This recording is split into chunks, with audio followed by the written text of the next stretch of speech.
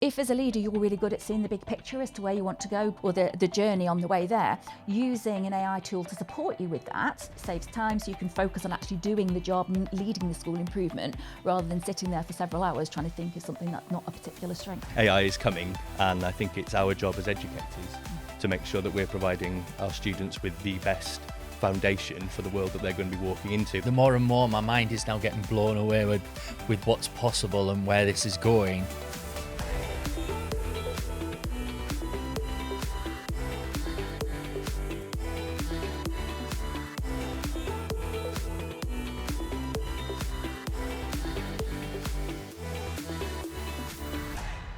With the increasing popularity of artificial intelligence, educators are embracing AI tools in the classroom to support teaching and learning.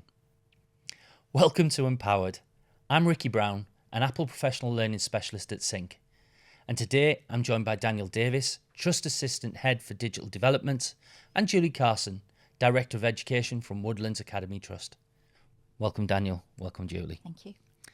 So, to start off today, what I'm really interested in is what does effectively using AI in the classroom mean to you? And I'll ask you first, Dan. Well, I think using AI in the classroom is really about using it for the right purpose, not just trying to wedge it in as a new trend or a new fashion, but using it for the outcomes that you want for the student. We talk very much about the artificial intelligence being another team player, being another member of that team to work together for a shared product or a shared outcome. And I think as long as you're really focusing on what you want as a teacher and remembering about that pedagogy-led approach and making sure it's there for the right reason, then it can look like many things, but it will certainly look quite amazing. And I quite like that, is that as another team player, is a quite nice way of looking at it. Julie, have you got any further things you want to add to that one? Yeah, so to build on what Dan has been saying, for me it's around the pupils as well as the teachers.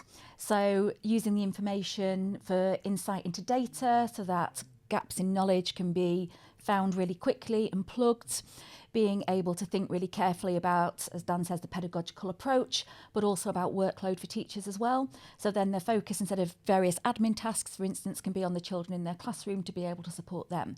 And I think AI is also really supporting creativity with our children as well, about developing their language skills, developing that kind of what's true, what's not true, identifying bias. So there's many different ways that it can be used. And I think there are massive positives to what AI does, and I want to focus on those a little bit in a minute, if that's okay.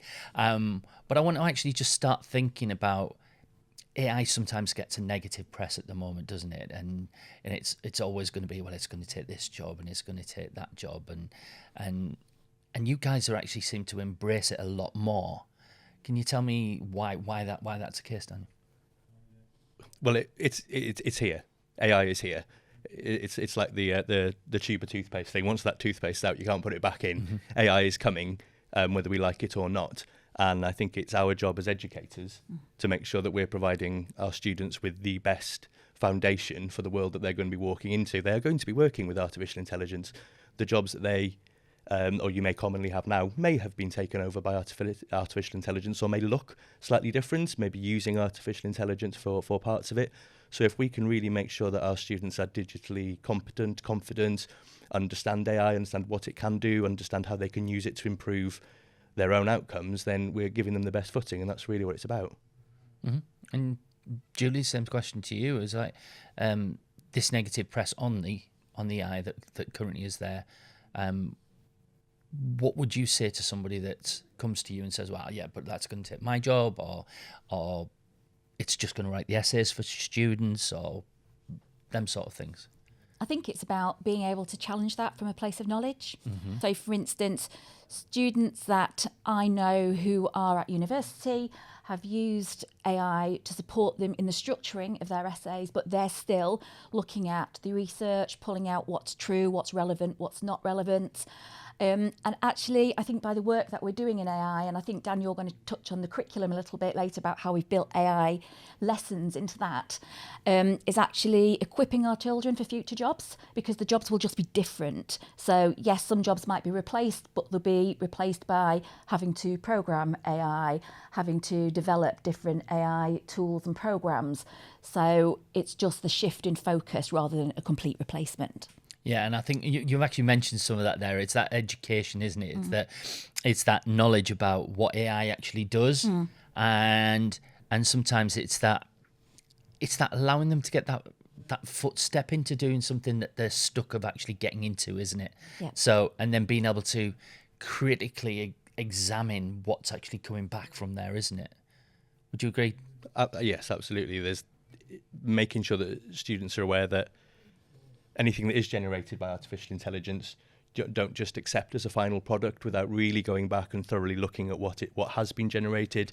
Does it need to be debugged in any way? Do you need to be looking at it, modifying it, using it to support something, using it as an inspiration or a starting point for a piece of work maybe, or even using it for a skill that maybe particularly isn't their skill. If you're working in a team and you've got person A and person B and person C have certain strengths, but what are we missing here?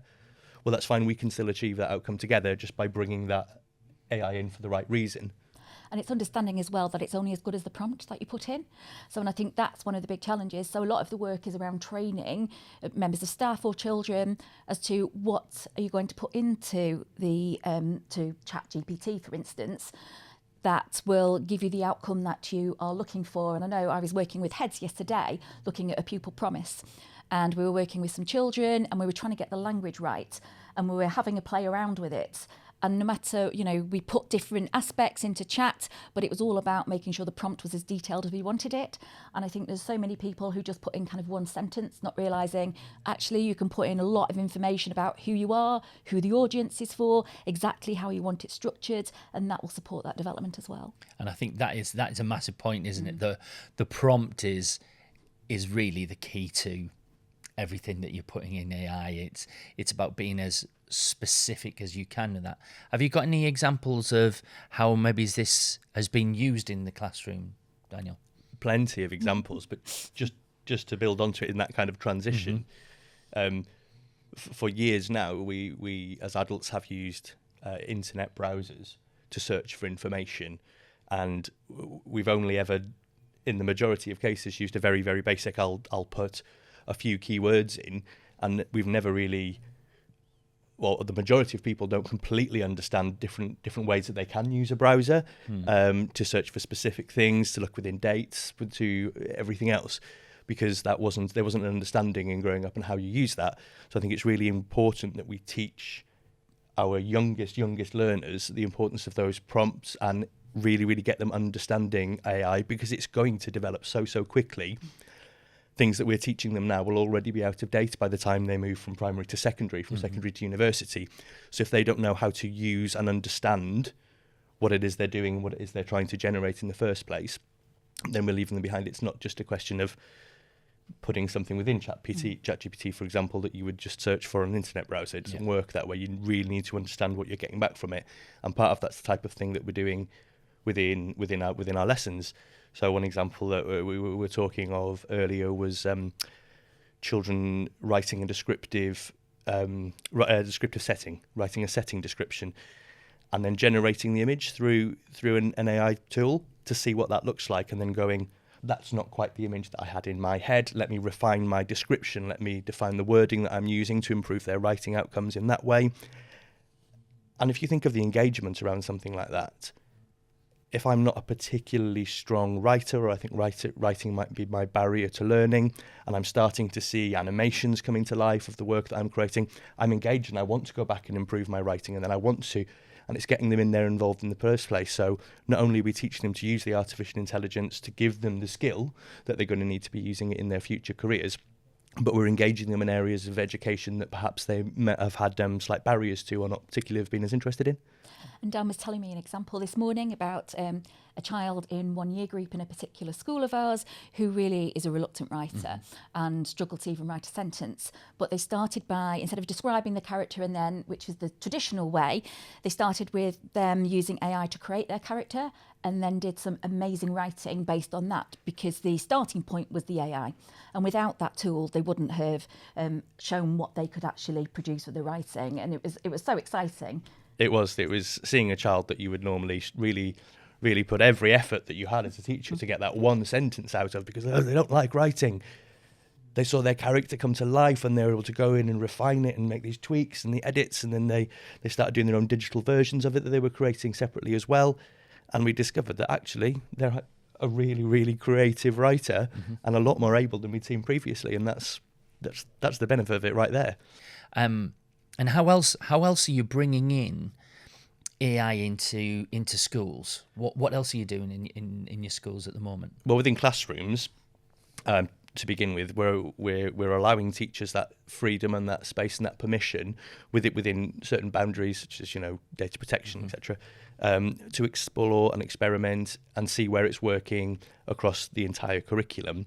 But we've actually built in specific AI lessons within our computing curriculum. So learners from year 1 right through to year 6 start developing training AI models, understanding how they work, different generative versions that they can use and ways that they can use that to support them, understanding unconscious bias and things like that they may get back, and fact checking.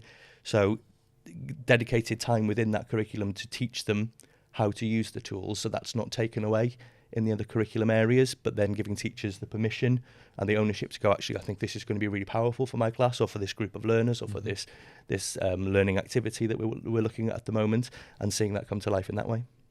We're also using it for maths, so we're just starting with something called Magma Math, which uses AI for children's explanations and also for the data insights that I was talking about before, so automatically marking, but it also analyses the children's explanations, pulls out common misconceptions, which can then be used as a teaching tool by the member of staff. We're also trialling writing marking as well using AI, and this particularly analyses all the children's writing across the classroom.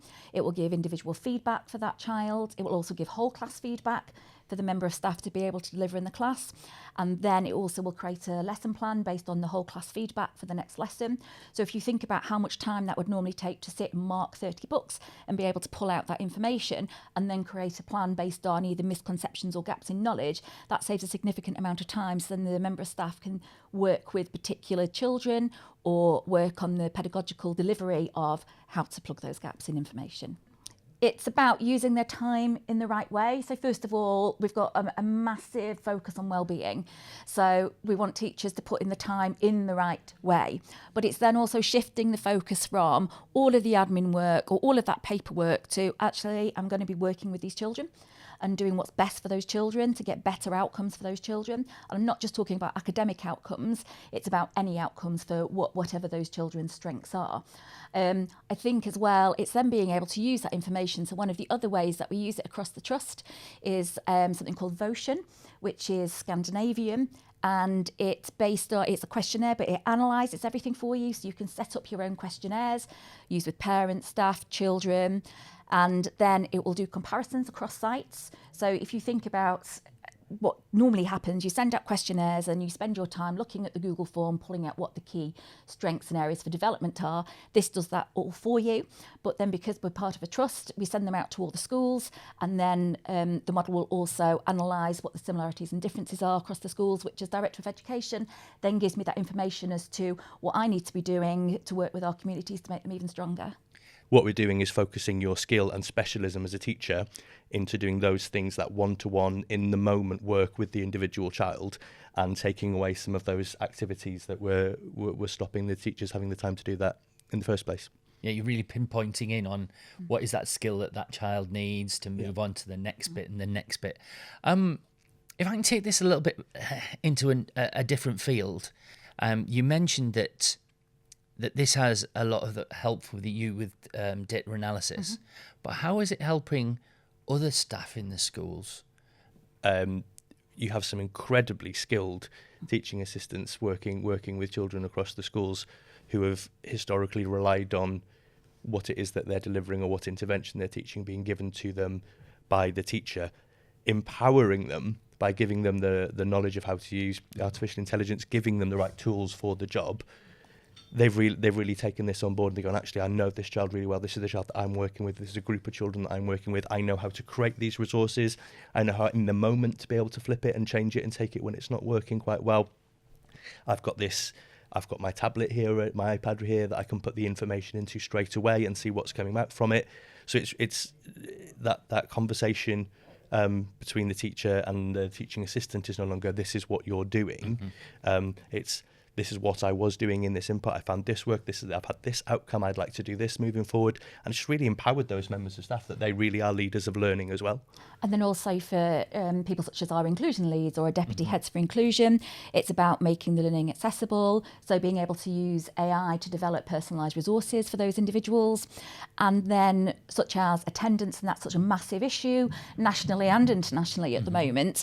So it's about our attendance leads being able to really dig down into the data, be able to pull out those patterns really easily without having to sit and go through the register of the particular days that we've got lower attendance or the particular families, and the AI saves them significant amounts of time, so then they can be working with those children or with those families or doing home visits in order to support them, which makes a significant difference as well. And I know we're just starting to look at it within HR as well in those processes. So it is every role within the organisation. Yeah. And that's what I was thinking about. I was thinking about, well, how does this help with like policies and letter writing and things like that? Is it saving time along them lines? Yeah, so even things like we were playing around the other day, weren't we? And so we keep all of our IT issues on a spreadsheet, and we were talking about, well, we just want to find what the 10 most common issues were, so that when we're looking at renewing our service level agreements with a company, what is it we actually need?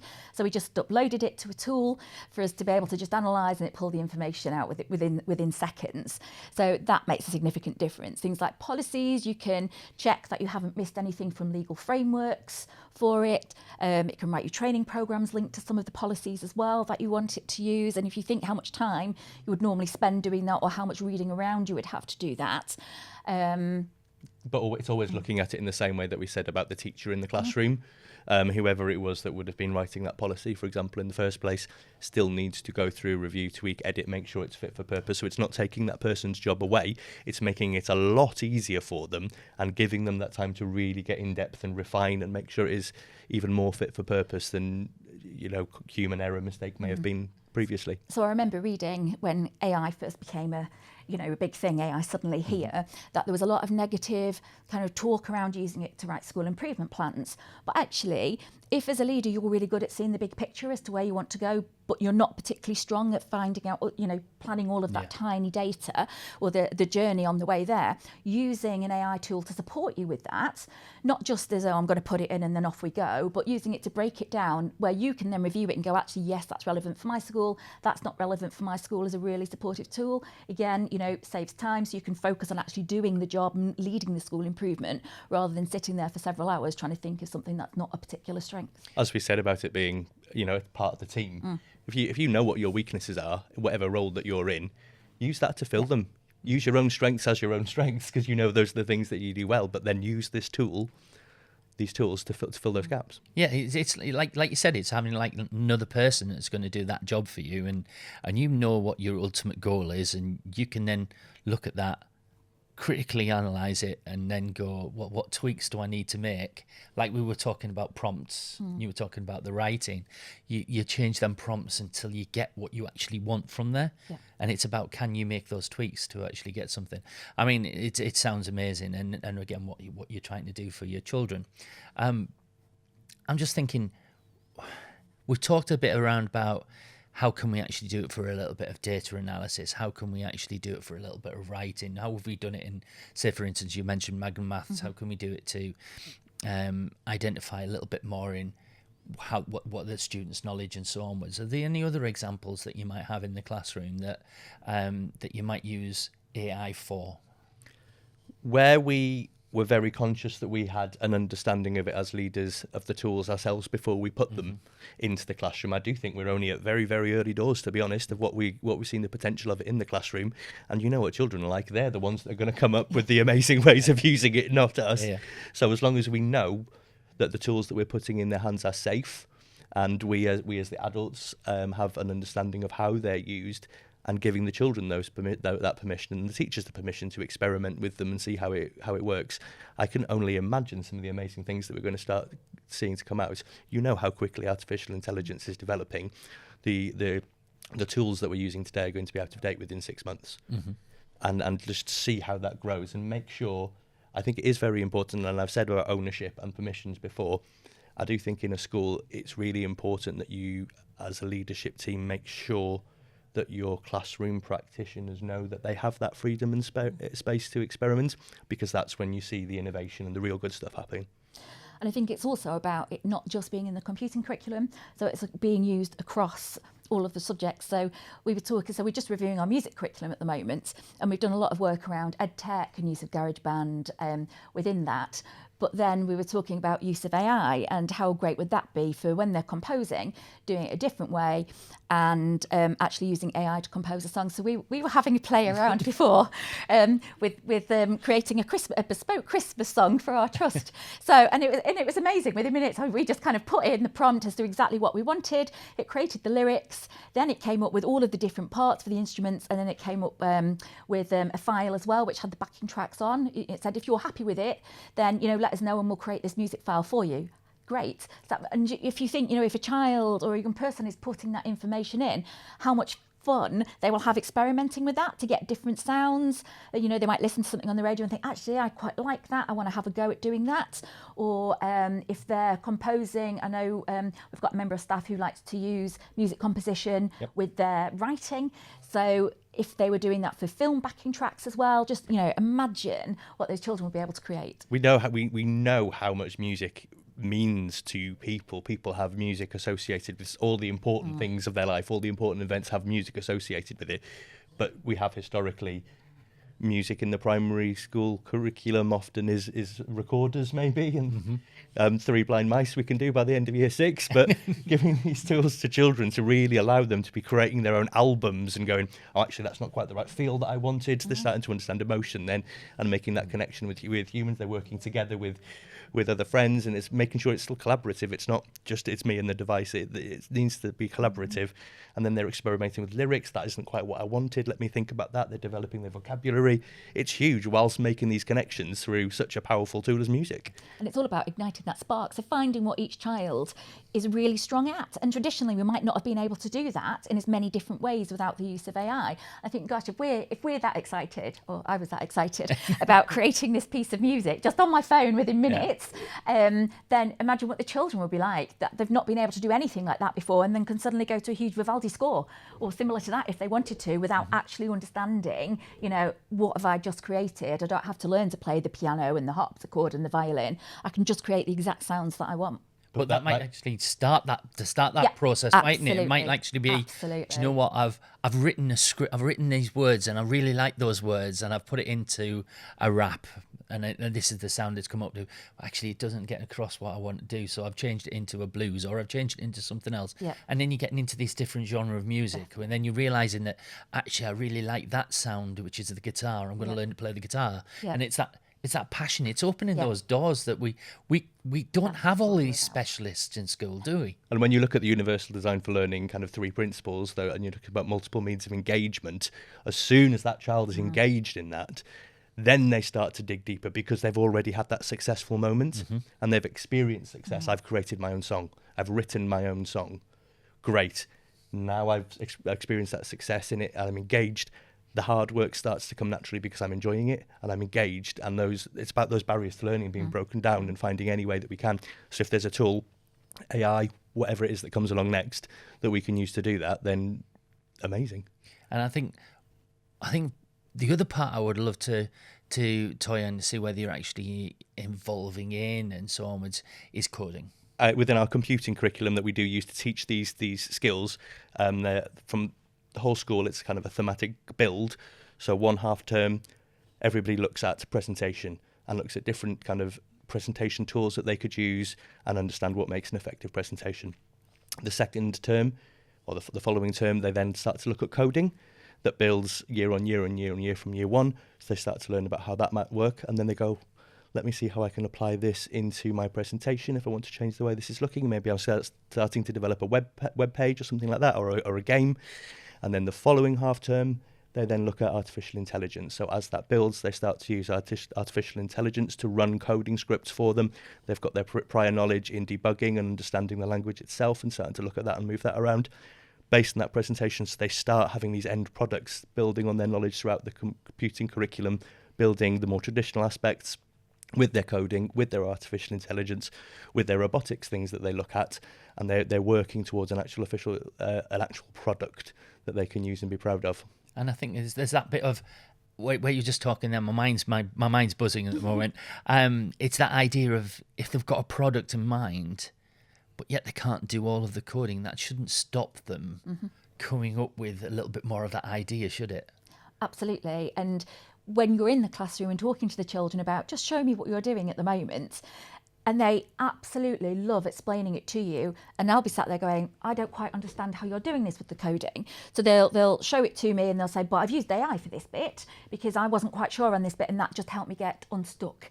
And I'm just like, that's brilliant, thank you. Thinking, I think I just need to live in an AI coding world for me to understand it. But just seeing them really excited and being able to explain what they're doing is fabulous. And it's even the changes in what we're hearing students say they aspire to be when they grow up. Since we've introduced this, as a year ago, 2 years ago, we wouldn't have had a programmer, a coder, a video game designer, and that's really starting to come through now in their aspirations for themselves.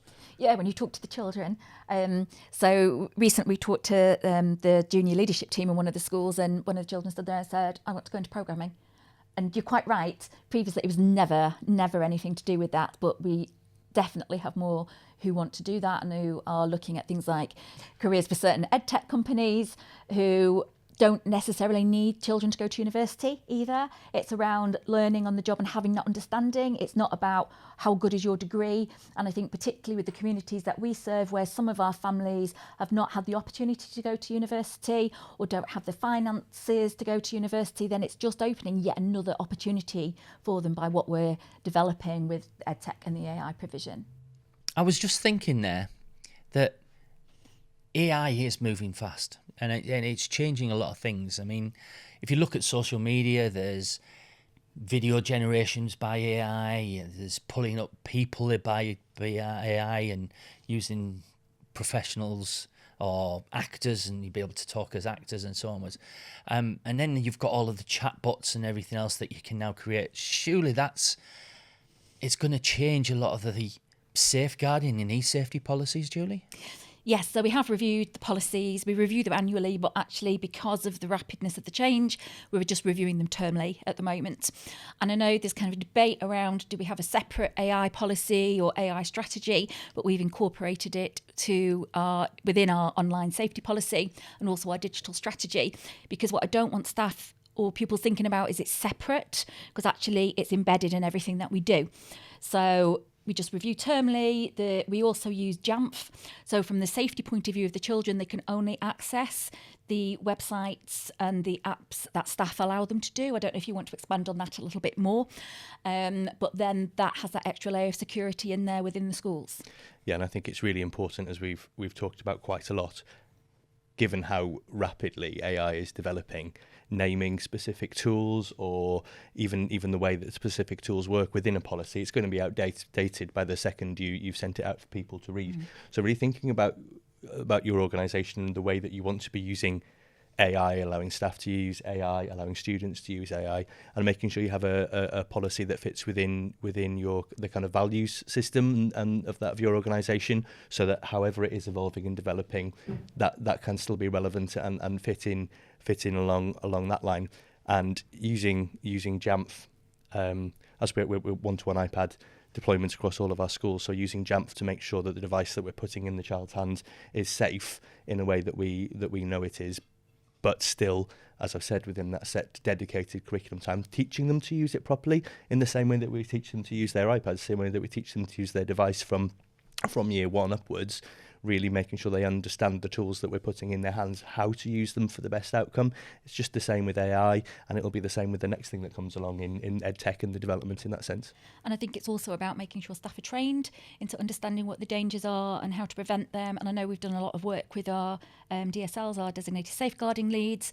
So they monitor and they have a look at kind of any patterns or any warning signs, and then we do rapid reviews. So if there is anything that causes concern, it's about acting on it straight away, and not leaving it and thinking, oh, it's fine, we'll look at it when we review it in 12 months' time. Just having that constant review cycle to make sure it's fit for purpose. And part of the safety curriculum that we look at does include making children aware of fake news and deep fakes, and understanding how easy it is to create them, understanding how easy it is to, right, let's build our own chatbot.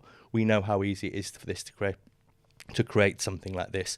How do we go back and then identify what is fake and what is real? How do we double check? Just the same as we've taught in history for years, how to double check your sources. We do the same with that, because it's just another source of information that we can use for our benefit. And would you say that having one-to-one deployment, like you've just mentioned, would you say having one-to-one deployment so that every child can have this AI at their fingertips rather than it's just being one in the classroom, has actually made a big difference for the school in itself, Julie? Definitely. I mean, if you reflect back on what Dan said right at the beginning about it being an extra member of the team, sometimes it's right to use it, sometimes it's not right to use it. If you only had one device in the classroom, or 3 or 4 devices, then that's not possible for children or staff to understand when is the right time to use it and when is not the right time to use it. So by having one each, it means that they can use it correctly and then be able to use it to support their personalised learning as well. So either creating the resources, we were talking about the child who used the character building because that was their way in. So without that, I think it would certainly be more challenging to be able to do. Absolutely, and all the tools that you have on offer within an iPad. So when a child knows how to use that iPad really effectively, the accessibility features, the different ways that they can create, the different ways that they can co-create and collaborate, and they've got all of that functionality there within one device that is a mobile device that they can take to the right learning environment, right area of the learning environment for them for that task as well. Just changes the way that traditional classroom feels and looks, and the AI is just the next tool to be explored through the iPad. And it's the same with the leadership team as well. So, I work with the heads across the trust, so we're the senior education team, but we use AI to support us working collaboratively across, or being able to develop different plans that we've got in place or different ideas and to develop those. And without the AI and without us all having one-to-one iPads as well, then that would be particularly challenging. And I was just going to ask you that. What is that next step? What is next step for you guys for AI? Where do you see this going within your trust?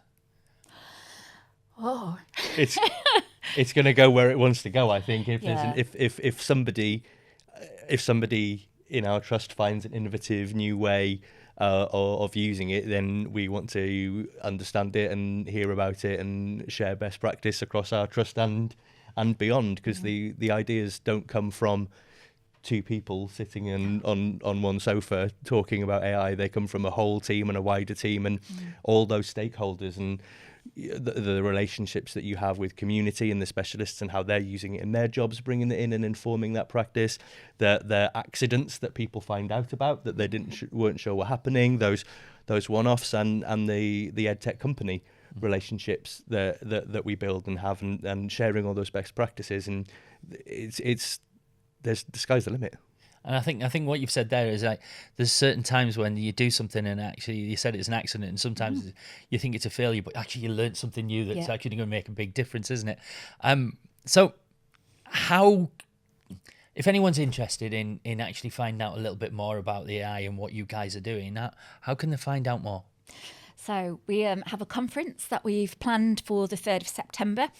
And we've got keynote speakers in the morning and then workshops in the afternoon. So in the morning, we've got people like Donald Clark, Al Kingsley, Dr. Fiona Aubrey-Smith coming and talking. The workshops we've got for a whole range. So we've got teaching ones, and then we've got HR and GDPR workshops in there, leadership workshops. So we've got like Georgina Dean, Darren White, Lindsay Studdard. So a whole host of kind of who's who in the AI development world. Really easy to get tickets. They're on our LinkedIn page and Twitter page, on our Trust website as well. And it's going to be the best day. It's about collaboration. We've got sponsors there. We've got EdTech marketplaces there who are going to be sharing their AI tools and being able to demonstrate those. So I would say, please come along, work with us. We'd love to hear what you're doing as well. It's not just about us, it's about, sharing that practice, which Daniel's been talking about. It's going to be a great day. And it definitely sounds like a great day, and I'm going to be there. I know I'm going to be there. And I think what you're talking about is AI, as you said, it's come out of that toothpaste tube. It's out there. It's not going back in. And it's only going to get bigger and bigger. I mean, I think about it a bit like COVID, where in COVID we used to have one-to-one devices. This is another reason for having those one-to-one devices in it, that you've got that personal assistant that you can have for whatever tool you want, whatever passion you've got. Yeah. You've got a job that you can actually do from there. And it's moving quickly. People need to get on board with this quite quickly, because we run the risk of leaving students behind. And that's the whole thing, isn't it? We don't want to leave students behind, because in theory these students are going to be the ones that develop this AI that's going to go further and further. Yep. Which is great. I'm going to start bringing this to a close, and I'm going to ask you a couple more questions, if that's okay. And the first one is, what is one success and one challenge that you have faced throughout putting AI into your classrooms? And I'll ask you first, Daniel. I think a challenge has been mindset change for teachers, particularly the role of the teacher and the role of the school leader, in making sure that they really are understanding of the reasons behind it, and making sure you've got them on board, because we know change doesn't happen unless you've got a whole team on board behind you. And I think our biggest success, therefore, is going to be starting with the younger years. We've seen a lot of schools that go one-to-one iPad that tend to start maybe Key Stage 2 in a primary school going one-to-one. We started year 1 and built up the program from there, really making sure that they've got that. This is part of my learning toolkit from their youngest years in school. And can I ask the same question to you, Julie? Certainly. I think our biggest success is finding champions among staff that we didn't know would be champions. The biggest challenge is around curriculum, and about whether the curriculum is actually fit for purpose across the system, not within our trust, but actually the curriculum hasn't changed for many, many years. Still, pedagogy is exactly the same way. We need to be looking at, is this right for future-proofing for our children? And it isn't. That's the biggest challenge. And I think there's some quite good points in there about this. The technology is going to be available for all the younger years, and they're going to want a different type of learning as they're moving through, aren't they? And then probably the final question, what would be that top tip? What would be that one thing that you would highlight to any other school trust that is thinking about incorporating AI into the classroom? I'll ask you first this time, Julie. It's about being brave. So actually have a go. Set your parameters as to this is what's safe and this is what's not safe, but just have a go. If it doesn't work, it doesn't work. But then you can step back and reflect it. But by enabling staff to have that permission to be able to just, I'm going to try this in my lesson today, let's see how it works, and then sharing that's the biggest tip for us, I think. And I would say it's making sure that you give the time and dedicate the time to allow the children to understand the way something works before you ask them to use it for a learning outcome. Really make sure that you teach how the tool works and all the yeses and nos of it before then you put it into a wider curriculum lesson to make sure that the teaching time is still for teaching. Like I said, I've really enjoyed this conversation, so thank you very much, Daniel. Thank you very much, Julie, for actually joining us on the podcast today. And thank you very much for joining us today. So you've heard it on here, be brave, and let's embrace AI, because it's not going away. So thank you for joining us on the Empower podcast.